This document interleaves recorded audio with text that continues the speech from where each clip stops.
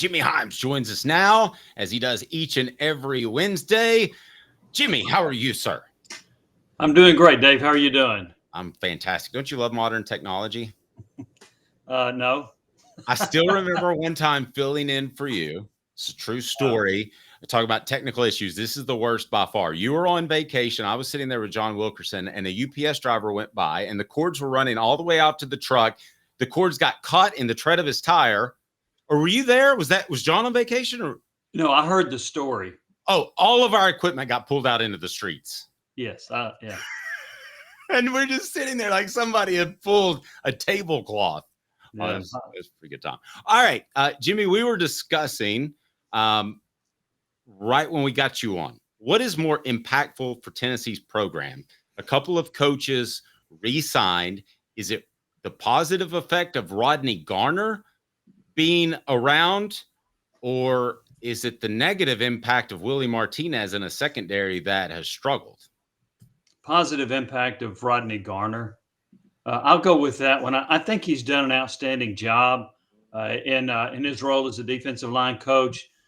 For the most part, the defensive linemen have gotten better. They now rank among the top 5 in the SEC in sacks. They rank in the top 5 in tackles for loss. They rank in the top 5 in rushing yards allowed per game. And I think that if you are solid in that area, it helps you overcome what I would consider to be a weak secondary. So I'm going to go the impact of Garner is greater to help offset the secondary.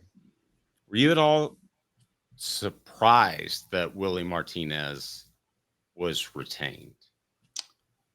Well, I did have my doubts because his contract ran out, right?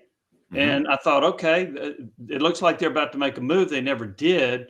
Now, obviously, Josh Heupel thinks more of the work that Willie Martinez has done than some people, including myself.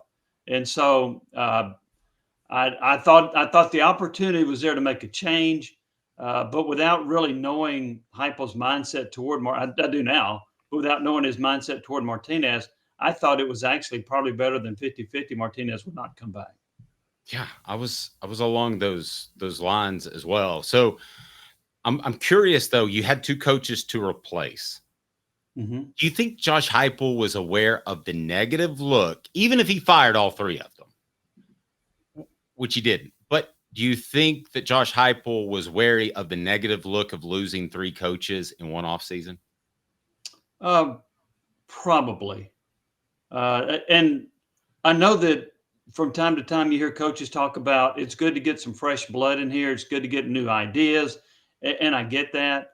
But sometimes it's hard when you replace as many as 3 to bring in coaches who are under the same philosophy as you that can relate to the players immediately. And that's one of the big things you got to figure out. Do the players relate?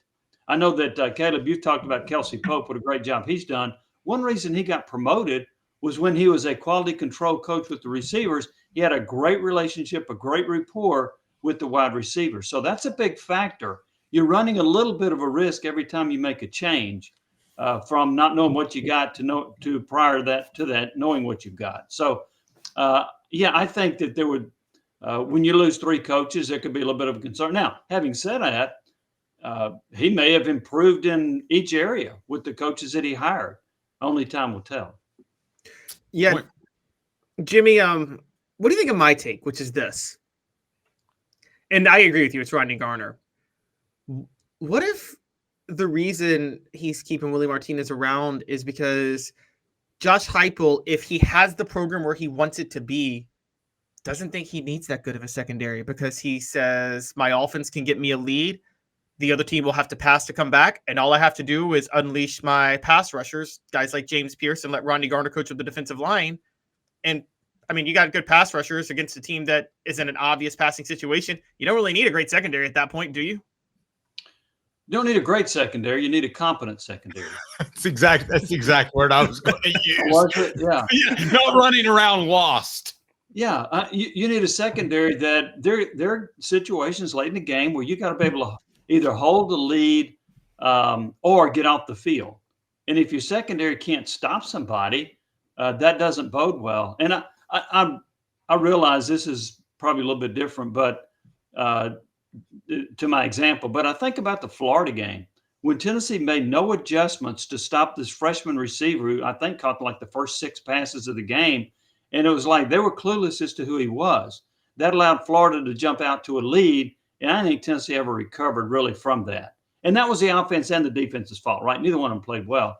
But the start of the game, Florida got the lead because Tennessee couldn't figure out how to guard this freshman player from Florida. I think his name was Wilson. So Eugene Wilson, maybe. But yeah, I don't think he looks at it and says, I don't have to have a great secondary to be really good, you know, and have a really good team. But at least you have to be competent. You have to be able to make a stop when it's necessary, in particular late in the game. Curious what you think of Willie Martinez as a recruiter. I think he's about a B. Some people think he's a little bit higher than that. I remind everyone that Jimmy's appearance brought to you by Varner Ford in Clinton. We'll get Jimmy's take on that in 15 seconds. F-150 4x4 Super Cab, $44,992. A 2023 Ford Escape all-wheel drive, $30,952. 2023 F-150 4x4 Super Crew XLT, $54,900. Ray Varner Ford, your East Tennessee Ford dealership. Jimmy, would you agree with this? Rodney Garner is a great recruiter. Willie Martinez is a good recruiter. Yes, I would. And now I will say this. To me, it's harder to define who actually landed a particular player because there's so much cross recruiting going on now than there used to be. But I even think back to when Tennessee got Norman-Lott when he transferred in. He had entered the portal and then decided to stay. I think it was at Arizona State. And then when he went back into the portal, his relationship with Rodney Garner led him here. Garner was smart enough not to cut bait with that and not to say, hey, okay, you don't want to come here? Fine, we don't need you. But he maintained a relationship, which led him to come to Tennessee. And he's a pretty good football player. He is, I think, among interior defensive linemen, he led the team in sacks.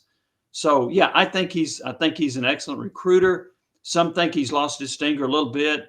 I don't know. Again, it's hard for me to judge exactly who you brought in because of the cross recruiting. But I think he's better than Willie Martinez. And if I had to guess, I'd say the main reason Martinez was maintained on the staff is because he is a good recruiter. And I'm sure that there was no contact with Norman-Lott with tampering, right? Oh no. Tampering. That's insane. You don't even know how to spell that word. Yeah, I always get stuck on the M.